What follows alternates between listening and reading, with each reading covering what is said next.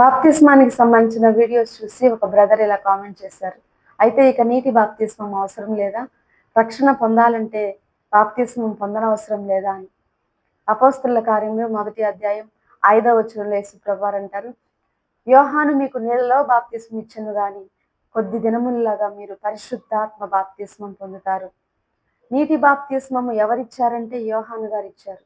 నీటి బాప్తిస్మము ఎవరికి సంబంధించింది అని ఇక్కడ యేసు ప్రభువారు చెప్తున్నారంటే బాప్తిస్మం ఇచ్చి యోహాను గారికి సంబంధించిందిగా పేర్కొంటున్నారు. అయితే మీరు కొద్ది దినములలోగా పరిశుద్ధాత్మలో బాప్తిస్మం పొందుదురు. బాప్తిస్మం ఇచ్చి యోహాను గారు కూడా చెప్తారు, నేనైతే మీకు నీళ్లలో బాప్తిస్మం ఇచ్చున్నాను గాని నా వెనక వచ్చువాడు మీకు పరిశుద్ధాత్మలో బాప్తిస్మం ఇచ్చును, అగ్నిలో బాప్తిస్మం ఇచ్చును.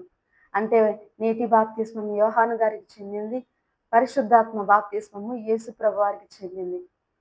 కాబట్టి యేసుక్రీస్తు ప్రభువారు చెప్పినటువంటి బాప్తిస్మము పరిశుద్ధాత్మ బాప్తిస్మం అని మనకి ఇక్కడ అర్థమవుతుంది.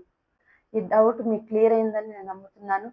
మరి ఇప్పటి వరకు అందరూ నీటి బాప్తిస్మం ఇచ్చారు కదా, వారికి తెలియదా అని మీరు అనుకోవచ్చు.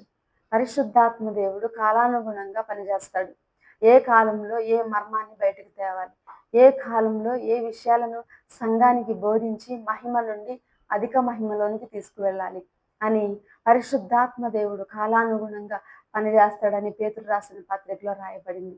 కాబట్టి ఆయన ఆత్మ సంబంధమైన మర్మాలను బయటికి తెచ్చి మనకు బోధించినప్పుడు వాటిని మనం స్వీకరించి వాటిని సత్యము ఉన్నది ఉన్నట్లుగా వాక్యంలో నుంచి మనం ధ్యానించి తెలుసుకున్నప్పుడు మహిమ నుండి అధిక మహిమలోనికి సంఘం వెళ్ళగలుగుతుంది.